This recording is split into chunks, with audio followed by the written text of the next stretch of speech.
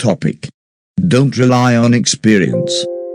In Genesis chapter 12, the Bible records that there was a grievous famine in the land of Canaan, and Abraham went down to Egypt to sojourn there.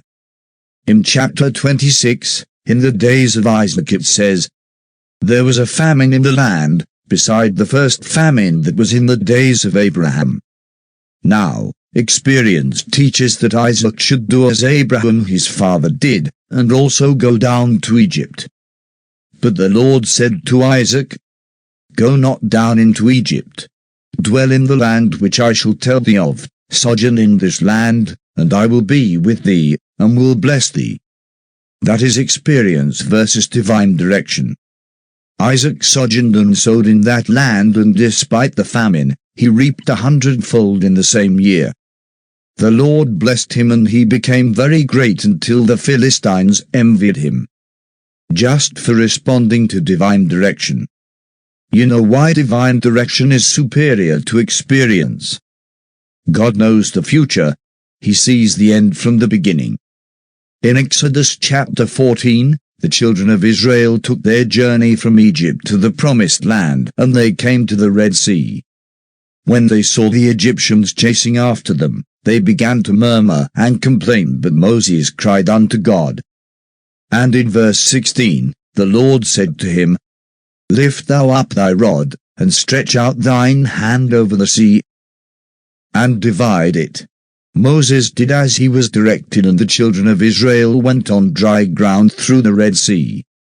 In chapter 15, after 3 days' journey in the desert, they came to Marah, but they could not drink the water there because it was bitter, and again the people murmured.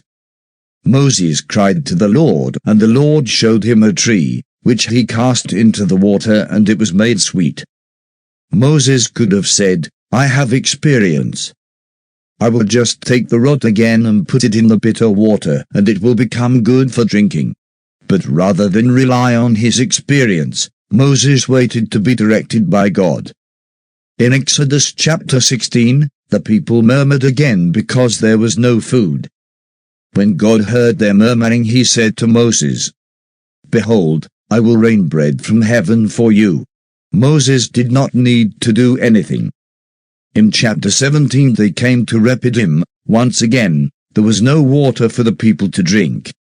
When Moses cried to the Lord, he said to him, "Take the rod, get down to Horeb and smite the rock there, and water shall come out of it for the people to drink." Moses did so, and water gushed out of the rock. But in Numbers chapter 20, they were faced again with the same challenge: no water to drink. This time God said to Moses, "Speak ye unto the rock, and it shall give forth his water." But Moses took the rod and smote the rock as he did the previous time, and for that reason God refused him to enter the promised land. Look, no matter how experienced you are, you can't be more experienced than God. So, before you take any major step in life, ask for his guidance. Don't say, "This is the way we have been doing it." God is a God of creativity. He alone knows all the intricacies of the issue you are facing. So he knows the most suitable approach that would give you the victory over each challenge. Your experience is good, but divine guidance is superior. Meditate on these: Hebrews 4 verse 13, Isaiah 46 verse 10. God bless you.